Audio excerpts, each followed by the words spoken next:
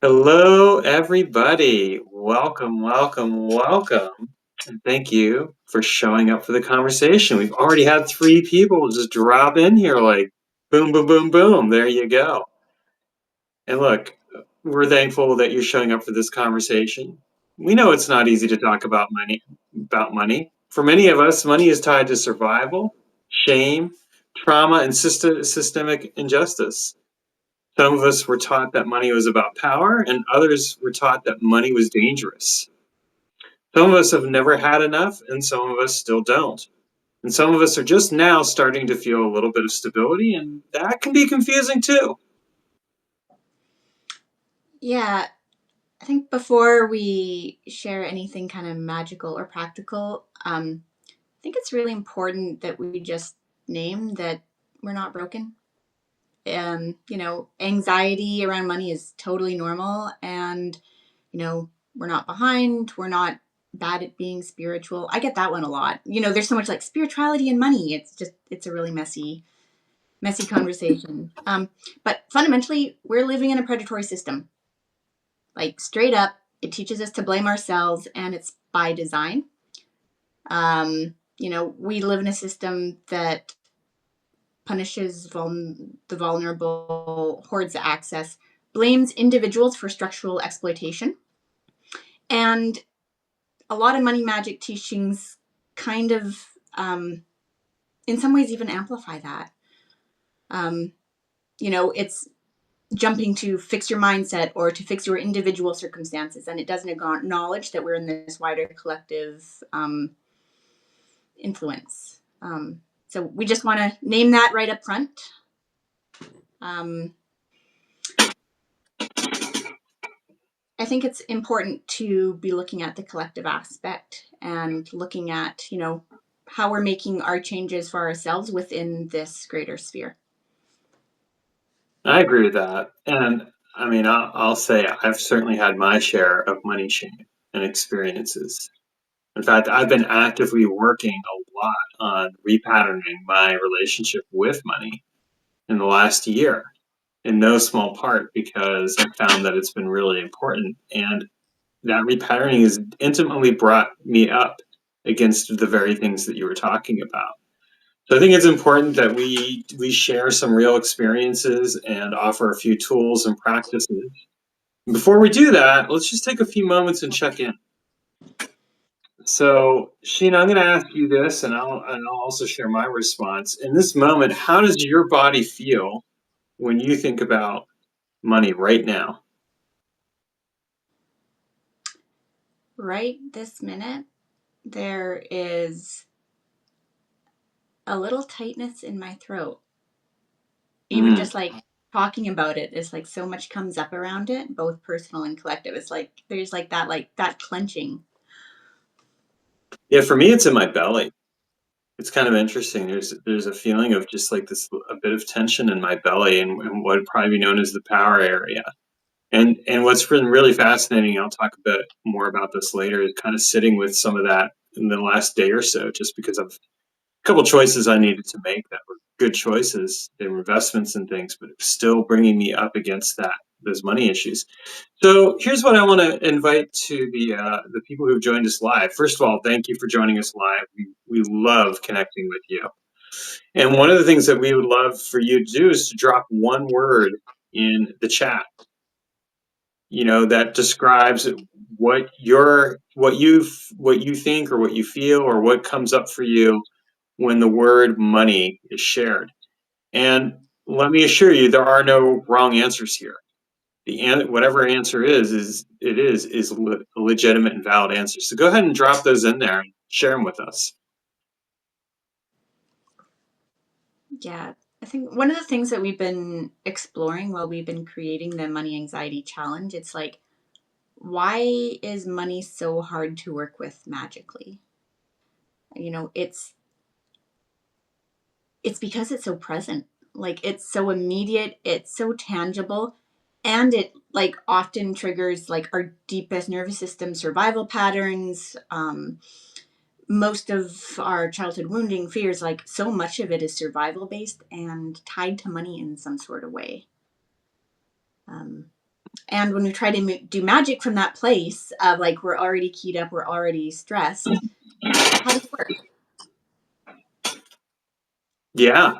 Well, and I mean that's a huge part of it. Like if I'm operating from a place where I'm feeling stressed out about money, I'm not the magic on work is not actually going to be all that effective.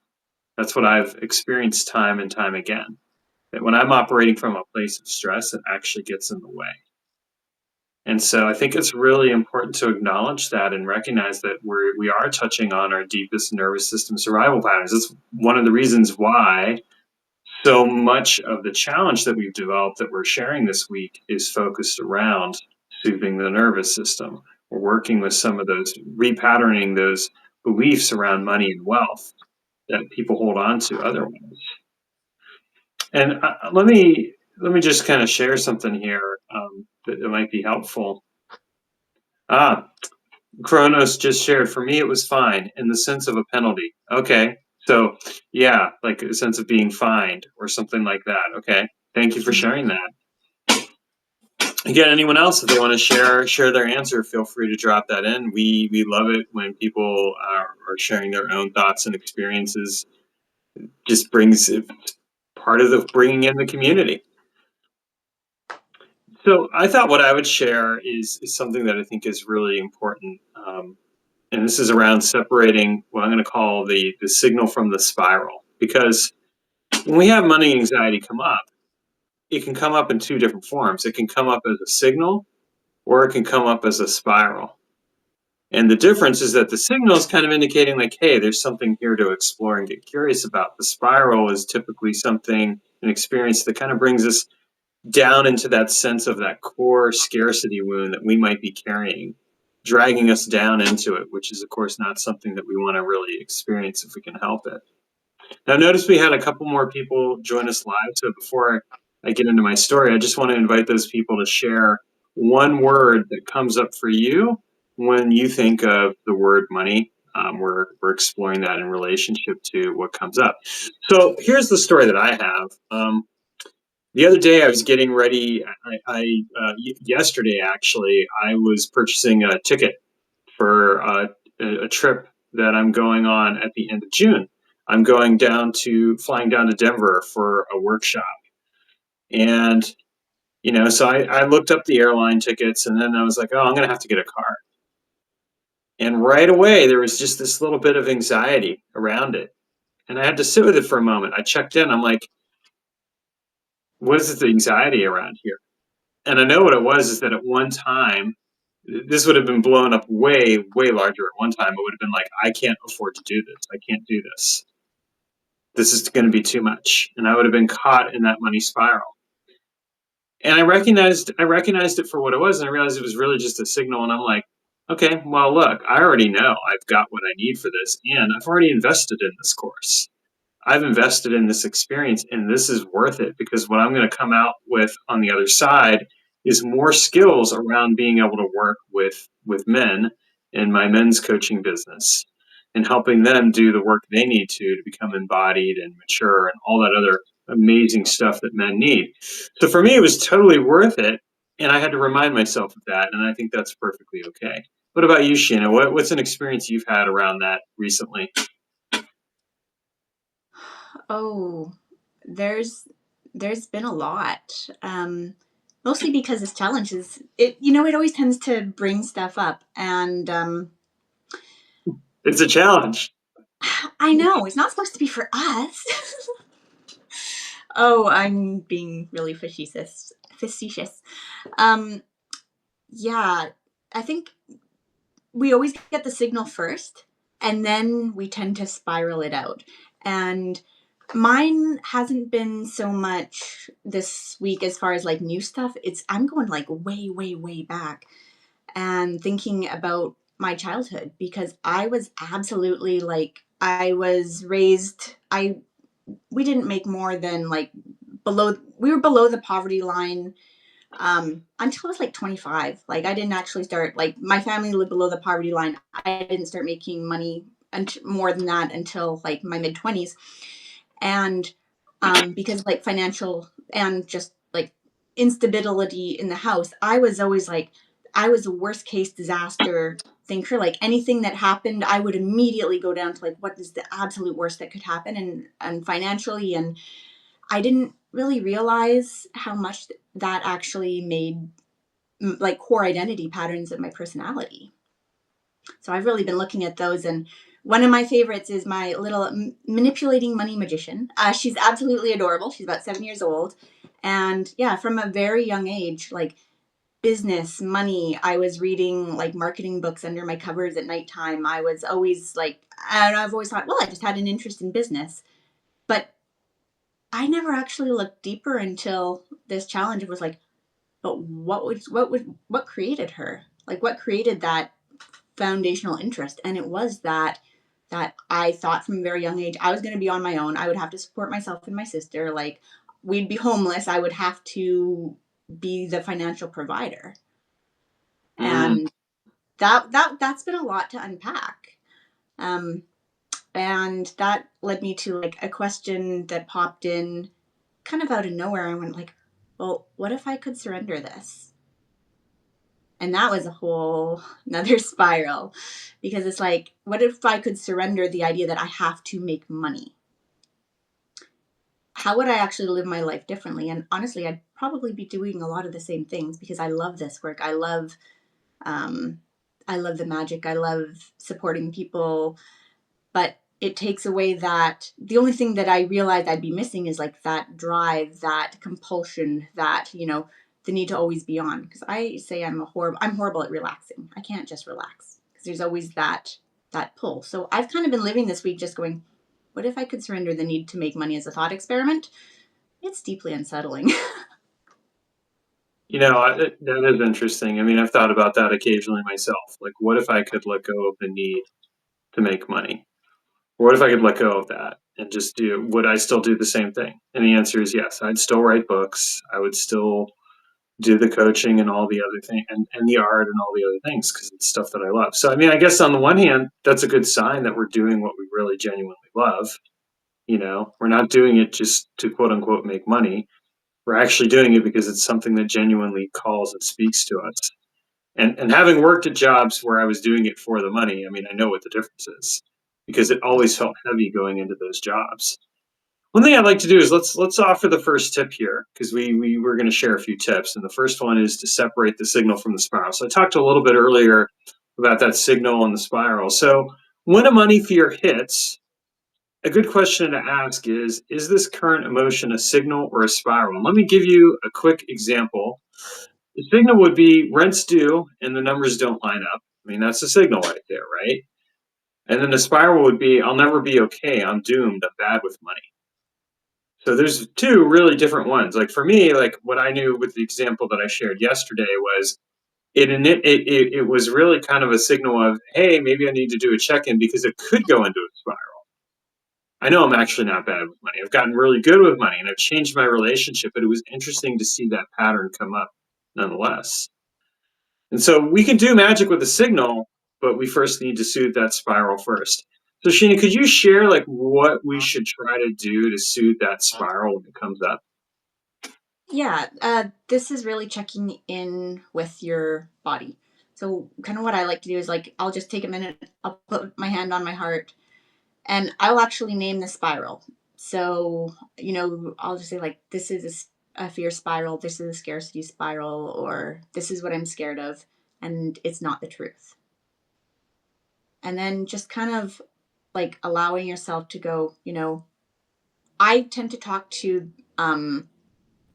those kind of more childlike parts of myself that, where when this fear and the scarcity comes up, and just kind of be the adult, and I just kind of say, you know I'm here, I'm with you, we're safe enough to feel this. Because really what it is like it's asking us to feel something. And then I'll do some sort of grounding action, like tap or breathe, or sometimes running your hands under warm water, just like really making sure that you're anchoring yourself in the body and you're not going into those mind loops. And sometimes it can be actually handy to go to the worst place. This is kind of an alternative, is give yourself a moment to say, what's the worst that could happen, and identify it. Because normally what we're so scared of is that we don't know what the worst is. And I've done this many times myself. I tend to do it with my clients when they're feeling like stuck and they're like, well, I don't know if I can move forward. I don't know if I can follow my dream. And we'll just say, okay, well, what's the worst that can happen? And it's really interesting to hear people's responses or to feel into it yourself. Like, what's the worst that could happen? It's generally not death, which kind of surprises me. But really, the most primal fear that many people have is I'm going to be homeless, that I'm not going to have a home. And home is also linked to community and things like that. So that's when we kind of go into resourcing, which we'll cover a little bit later. But it's just like looking at what's the worst going to happen, acknowledging it, and also knowing that that is usually a fear. It's never going to be that bad. And if it is, okay, well, we have some things we can rely on. Yeah, I think that's great. Also, for those of you who are watching, we shared on Monday a tapping technique that you can use, and that's in the quote the post about the money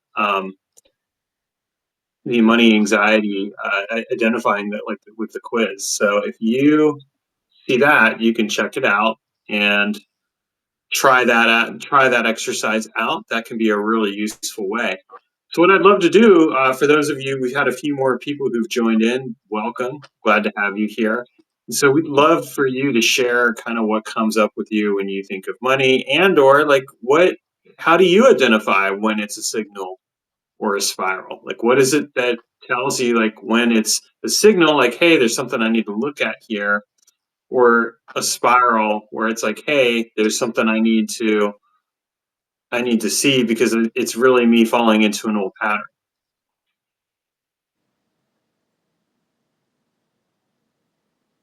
So, yeah, I appreciate the money. You shared the money magician origins. So let's talk about scarcity a little bit because it seems like it was rooted in that. And I have my own scarcity stories as well. I mean, I grew up I grew up with my dad was middle class, but my mom was definitely working class, and we were barely above the poverty line, if not even just hovering around it, honestly. So there was always that fear and that concern.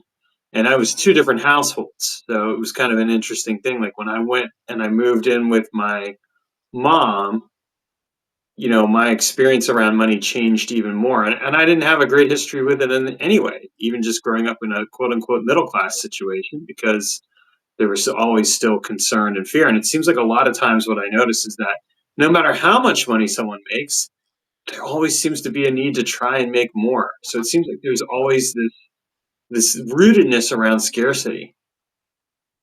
So is scarcity the enemy? No. No. I love that answer. Tell me more.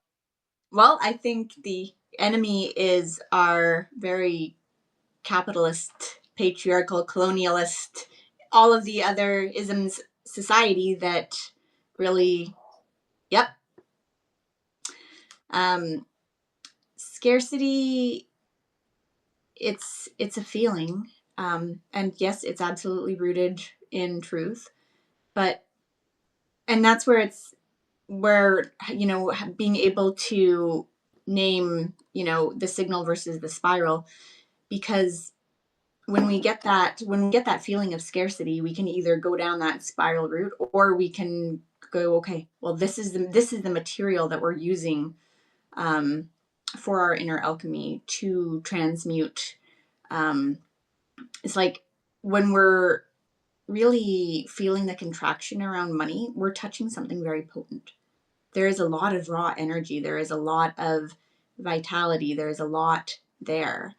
Um, and it is something that can be transmuted, but it can't if we're shaming ourselves for it. So, like, our two best friends, guilt and shame. Um, so much of it is tied to money. And we can go through kind of like a little bit of a process to kind of uncover more information about our scarcity and use it as a source of information. Oh, okay. So can I share that? I don't mind if you do. All right, thank you. Please. So what we can do is we can interview the scarcity. And think about it. We can actually interview the scarcity. We can get curious about it.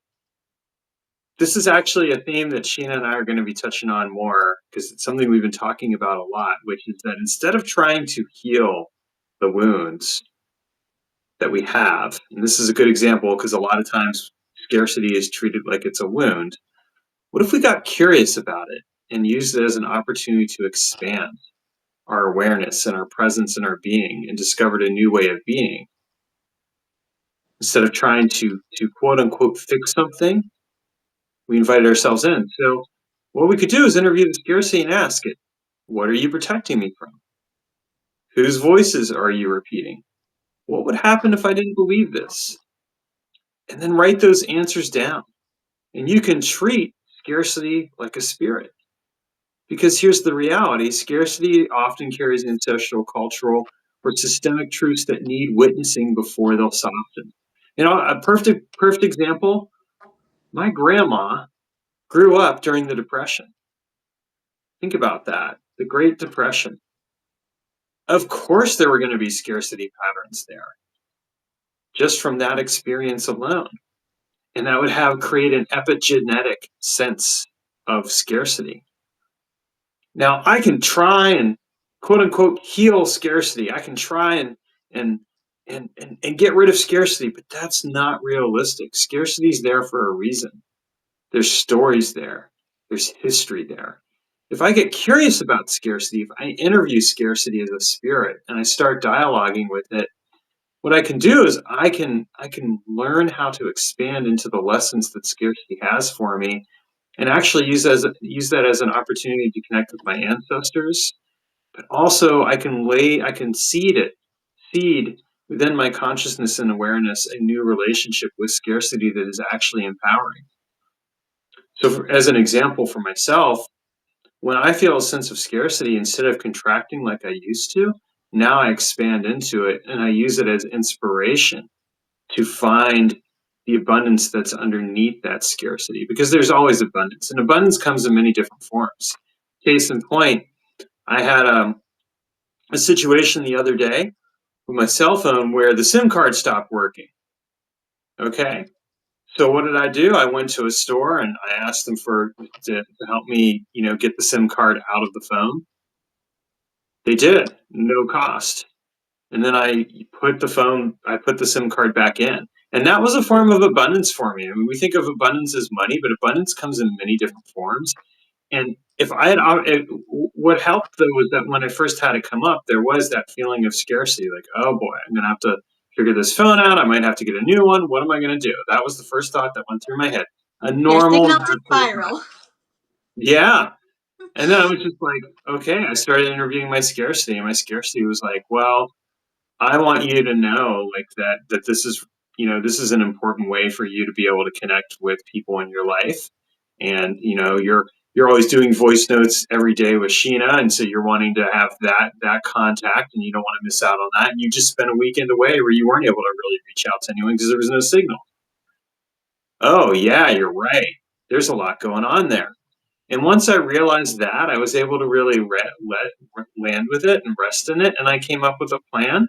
And that plan ended up bringing me the abundance that I needed, and didn't involve any exchange of money or anything else. It just involved getting really clear about what I needed and wanted. And that's an example right there of how we can re-pattern our relationship with scarcity and actually turn it into an ally that helps us look at the world a little bit differently because we get curious about things. I love that. Yeah, and there's so many different ways that, like, there's also lots of gifts within it because, you know, you look at connection, you look at needing to reach out to other people, forming different relationships, looking at, things other than money as solutions. And so in a lot of ways, again, like, that scarcity is the signal. But it's hard to not go into those spirals of, and then think that money is the only solution. Yeah. Well, and here's the thing. I'm kind of curious if you could share some stories around that, like, around that idea, because I think that would be really helpful. Yeah. Um, well, I think, hmm, I'm just Like thinking maybe back to like what. the innuendo studio stories. Oh, I could do that one. Yeah. So this is actually a situation that just happened within the last couple of days, and there is a YouTube channel that I love to watch called Innuendo Studios, and I haven't seen anything from them in ages, despite being subscribed to their channel and all of these things. And part of that is the systematic control over and algorithms of what you're seeing.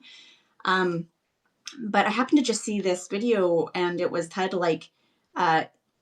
Being a YouTuber has made me bankrupt, basically. And it was Ian stating that he is has to stop doing videos, that he's like $80,000 in debt, and he's been doing this for 11 years. And how I originally found his work is he did a video essay series called The Alt-Right Playbook, which is absolutely phenomenal. We'll link to it below.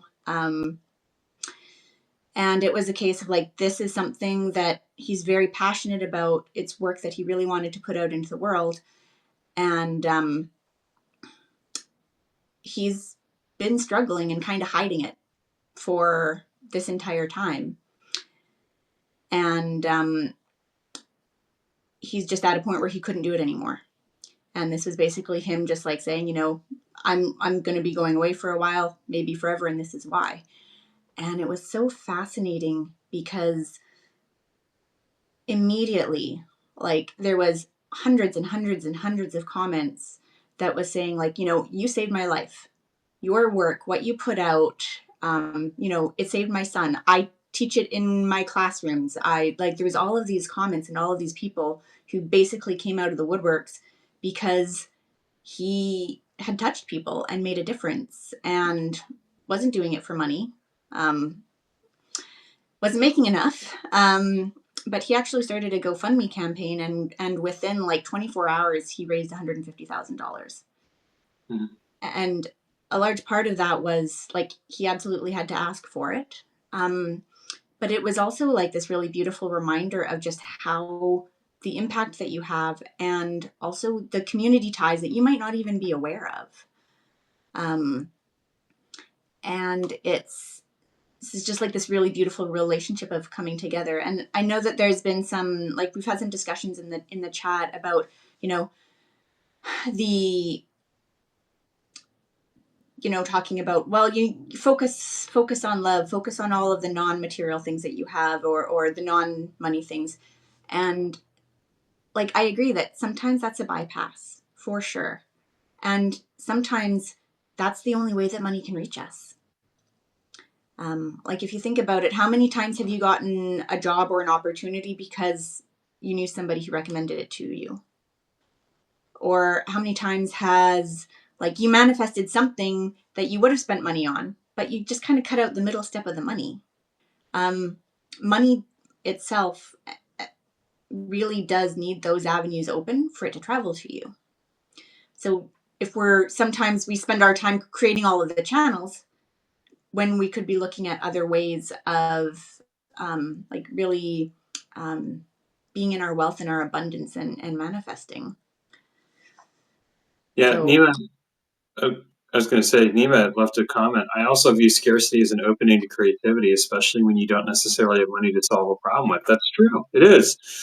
And this kind of actually bounces right off of what you shared, Sheena. First, but I'm going to share a story of my own. It's a pretty special one. But before I do that, I want to ask the audience to share a time when money came through a relationship, where the relationship that you had brought some more money in through the door in a way that you didn't expect. Um, and oh yeah, I haven't really thought much about scarcity, how scarcity can lead to connection, but yes, it can. It absolutely can. So here's a story I want to share. It's a really special one because it's about how you and I connected more readily. So I had been teaching a class called The Inner Alchemy of Life, and you actually attended it. And I shared in that class that I was, getting ready to leave my day job and go back to school to get a degree as a therapist. And I remember you reaching out privately and saying, "Hey, if you'd want, I'd be happy to offer you a manifesting map session. Mhm. Just to check in, because that sounds like you're going to be doing something pretty big here, and like maybe you want to check in about that." And I'll admit, when you first offered it to me, I was a bit reluctant. I'm kind of like, well, I mean, I don't know. Like, I've already kind of decided on this. But the thing is I've been, and here's the signal aspect of this. This is how scarcity can show up in our lives in a good way. I've been getting this signal all along where I was kind of dragging my feet about going back to school. Like, I didn't really want to go back to school, but I was doing it because I treated it as an escape plan. I wanted to get out of the job that I was in.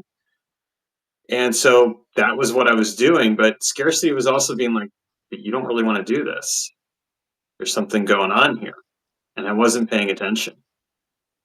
Fortunately, I came to my senses after I left the job. It was kind of like I left the job, and then I had like a few weeks before I was going to start school, and I had a realization, a come to the magic moment, if you will, and I was just like, oh, I don't really want to do this.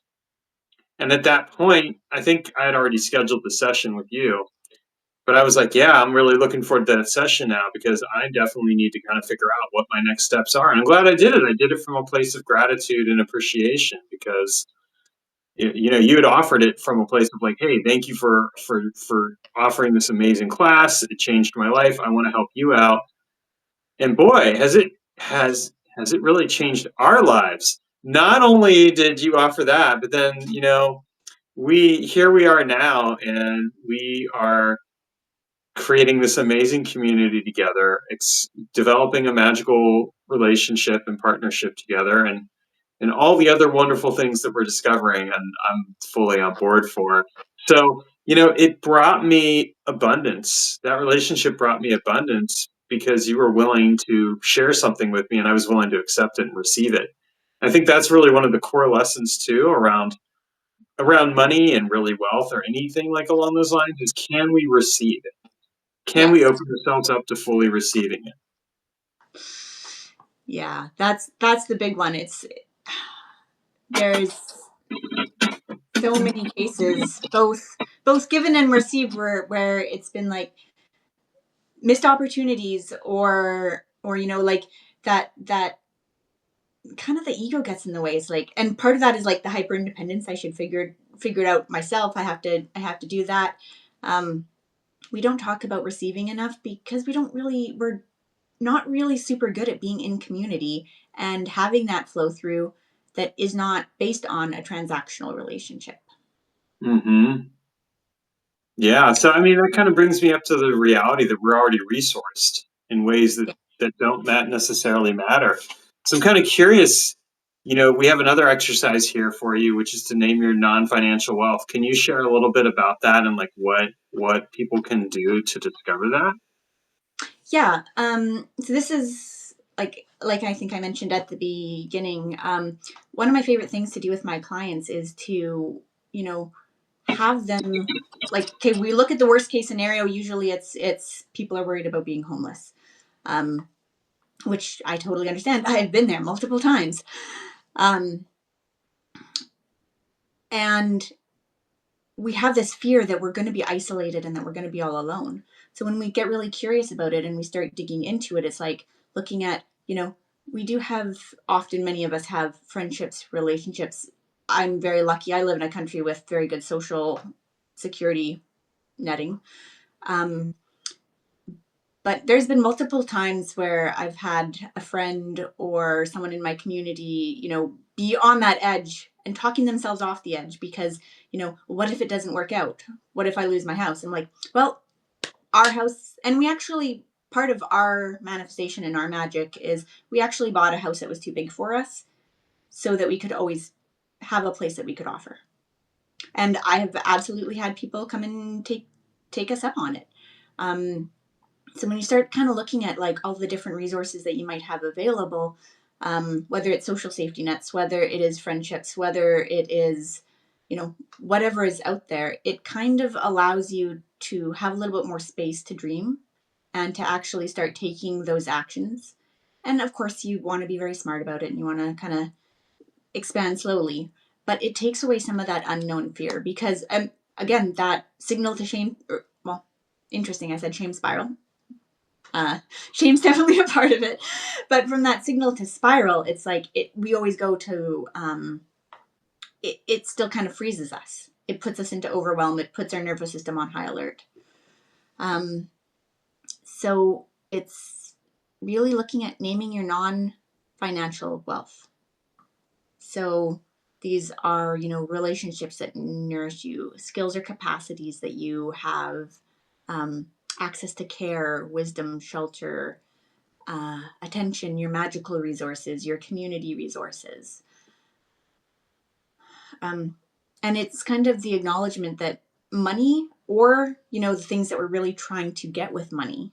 And that's really interesting because we look at it because we say, well, money can buy the relationships, the materials that we need, the skills that we need, and things like that. And that's sometimes a bit of a trap. So it looks at like, well, where can we kind of foster these connections and reconnect?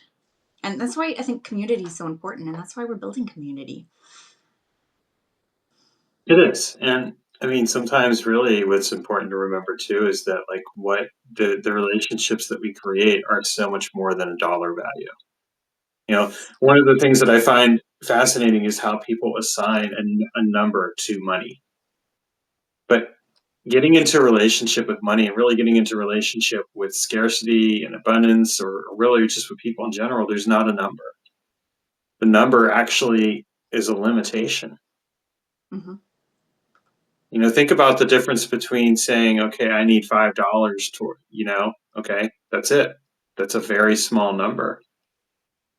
As opposed to saying like, I need to encourage some avenues of wealth, or I need to expand my creativity. Well, that can invite a lot more in. So learning to renegotiate our relationship with money and our renegotiate our relationship with scarcity, abundance, and all of those things, but also just the relationships that we have, and not even really renegotiating them, but appreciating. There is something really nourishing about having people in your life who genuinely love and care about you and are looking out for you. I mean, case in point, that aforementioned trip that I mentioned, where I'm going to Denver, I've already reached out to a few different brothers about the possibility of staying with one of them. And, Mm-hmm. I mean, so I'm already getting into some conversations where I'm going to be able to connect more meaningfully with some people.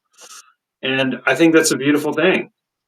It's, we have wealth comes in many different forms. And if we're willing to examine our relationship with it and encourage it, it can be huge.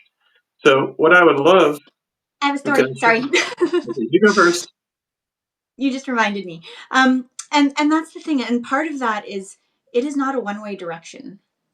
And being part of the flow of abundance and wealth and being part of the circulation and allowing yourself to be a tool of that is also a very beautiful thing. It's like we recently took a trip and to the big city, and I was stressing about hotels because you're paying like $500-600 a night for a hotel, and I was just going like I was absolutely in that kind of scarcity mindset of like, oh my goodness, this is going to cost us so much, and I was really stressed out about it. And it randomly occurred to me, kind of out of the blue, I got the reminder that, well, one of my friends in one of my communities said, hey, I have a house down here, if you ever come down, let me know. And I was like, oh, I don't want to be in an imposition, I don't want to, I was going back and forth for a couple of days, and I finally went, nope, I'm just going to send her a message. If it works out, perfectly. And it did. And it turned out that she was going out of town, so we were able to spend a couple of days with her. We were able to stay in this absolutely beautiful $1 million condo, like right on the water, that we never in a million years would have ever purchased with money. But it also really allowed us to have a home base to create some magic in. And I had another uh, client send me a message. I hadn't heard from her for in a few months, and she said, "I would love to have a session with you." And I'm like, "Hey, well, I'm in town. Why don't you come by?" And she did, and we had this like huge magical experience, and so much um, like healing and connection could take place because I was there and I had the space. So it's like kind of like just like this. We're also part of this domino effect of of part of this. We're part of a circulatory system. Yeah, that's really important to remember. So here's something that I'd like to explore. What is some magical work that we could do to work with money that doesn't necessarily feel overwhelming? Something simple. Now we're sharing our challenge this week, and it's a 5-day challenge. And if you're a paid subscriber, you're getting access to all of the content. Even if you're not, you're still getting access to day one, and there's some really good stuff in there. So, like, no matter what, we wanted to make sure that we took care of our community and offered something there. But I'm curious, what's something that we can offer today? Like one spell, one statement that we could do. What do you have for us, Sheena? Because I know it was something you came up with, so I want to acknowledge that also because you're just freaking awesome like that. Why, thank you. Um, well, first, I have an invitation for the audience. It's a weird word. I'm just so The glad y'all are with me. community, for the community. Yes, yes, yes, yes. Um, what is one belief about money that you're ready to shift right now? What's one belief that you are ready to shift? And while they're writing that down, there's you've taught me a spell that I love. That's one of my favorites. Thank you. Yes, please. More, more, more. It is one of the most potent spells that I've discovered and experienced, and you definitely taught it to me, and it's allowed me to expand wealth and abundance in so many different ways, as well as just the relationship you and I have, and all the joy and pleasure that we get to discover with it. I'm glad you mentioned that because it's such an ingrained expression of just beingness that it wouldn't have occurred to me. But That's a yes, please, spell. more, more, more. Yeah, it's the and that's part of it too. It's like I really use it in kind of celebration and acknowledgement, and that's part of the other thing is we tend to not celebrate when we do receive because we're always like on to the next thing. Again, we kind of like slip into scarcity really quickly, where we start like, okay, we're okay for now, but our nervous systems are still keyed up. We're still having sometimes a fight or flight response. We're still into that. Have to take care of the next thing. So this is kind of just a shorthand of gratitude and celebration. And yes, we are available for more. It doesn't look like anyone shared anything, but that's okay. If you want to share it at some point, feel free to. But Mm-hmm. let's continue on because this was a kind of a similar spell that you Yep. came up with that I think is really good. Yeah. It's one statement, one spell. And you can come up with your own version of it, but the one that has worked really well for me is I'm allowed to receive support in this exact moment. I'm allowed to receive support in this exact moment. And that's it. Um, you can whisper it, you can shout it, you can tap it, you can draw it on your skin. I actually have which is actually a gift from one of my dear friends who actually went through getting brain surgery. And she had written all of these notes to the doctor and all of these spells on her body when she went in for surgery. And she gave me a pen that you can that's safe and non toxic that you can write on yourself. So I actually do kind of write these statements on my body as well. Um, and It looks like It looks like we got a couple comments. I just wanted to share those. That's not for people like us. That's a big one for me. Okay, yeah, like that's a statement right there that can kind of get in the way. And then also share that they love the statement that you had that you just shared around the I'm allowed to receive support in this exact moment. I want to see. Oh, I can't go down. That's not for people like us.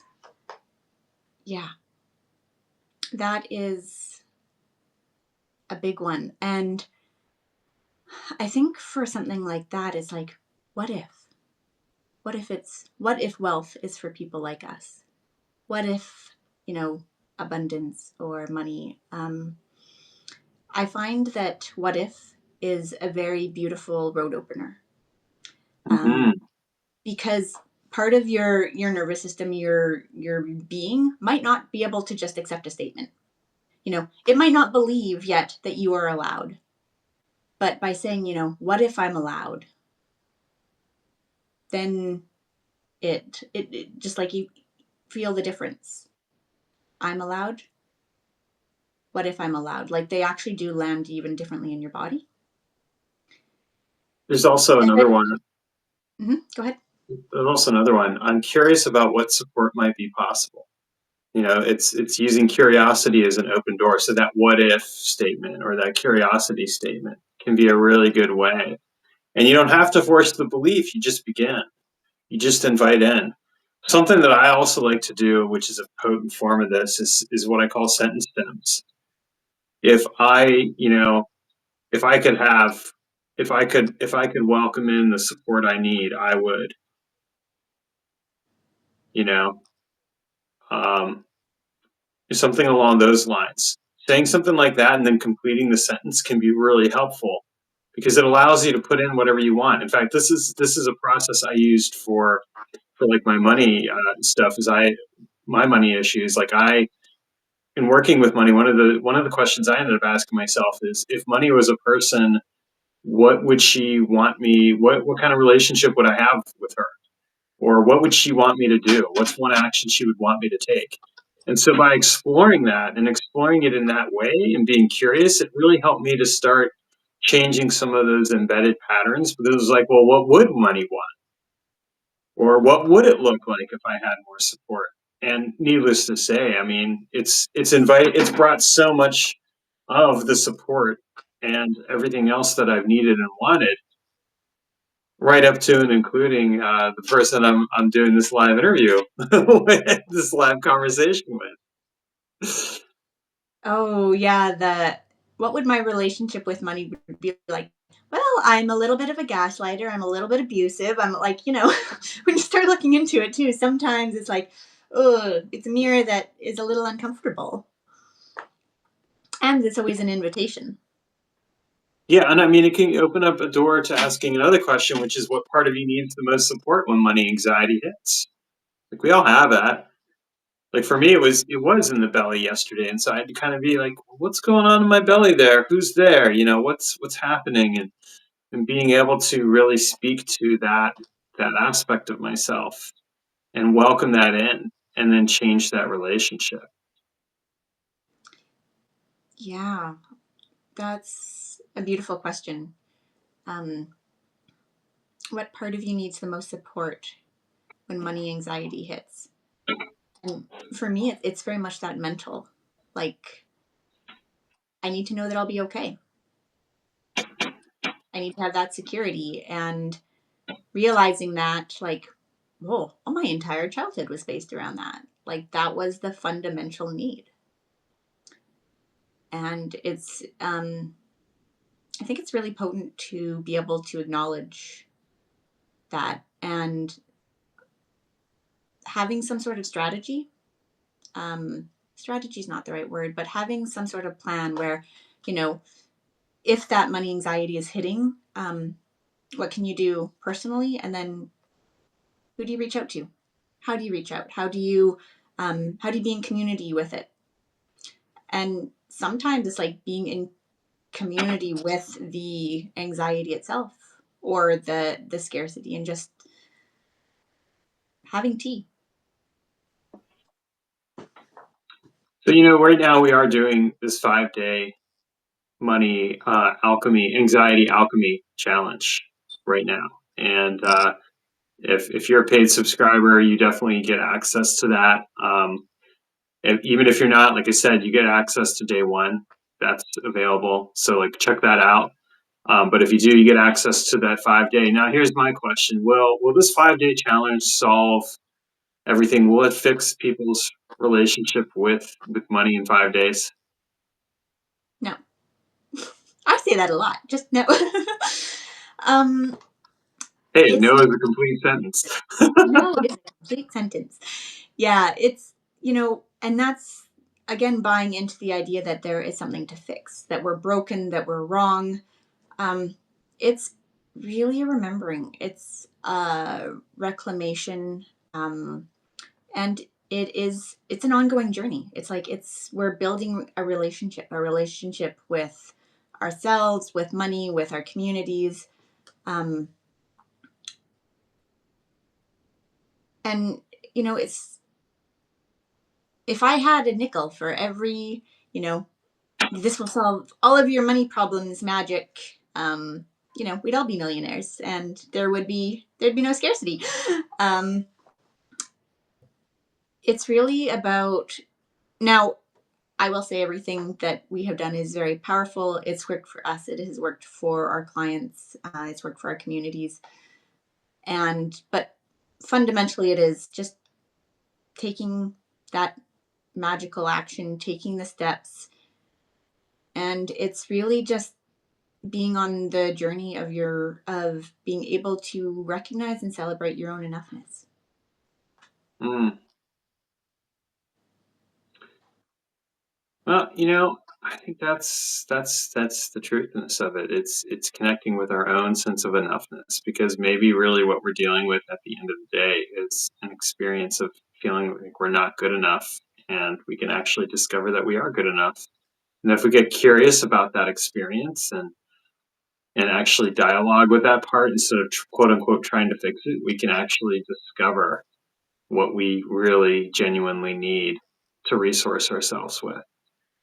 So I want to thank all of you who showed up for this live, and for being in the space. And I really appreciate the comments that were shared. We love having this kind of participatory community connection, and that's one of the reasons why we like being on here. And this is what real life work looks like. It's messy, it's magical, and it's full of grace. So we'll see you in the next circle. And in the meantime, stay magical, stay curious, and stay connected. And reach out at any time if you want. This episode the replay for it will go live here in a little bit. But thank you again for being on here. We really appreciate it. Thank you so much. And we will also include kind of the tips that we shared, and we invite you to keep the conversation going. We read all of the comments, we respond. This is the juicy explorations that we love. So thank you for joining us. All right. Take care, everyone. Bye.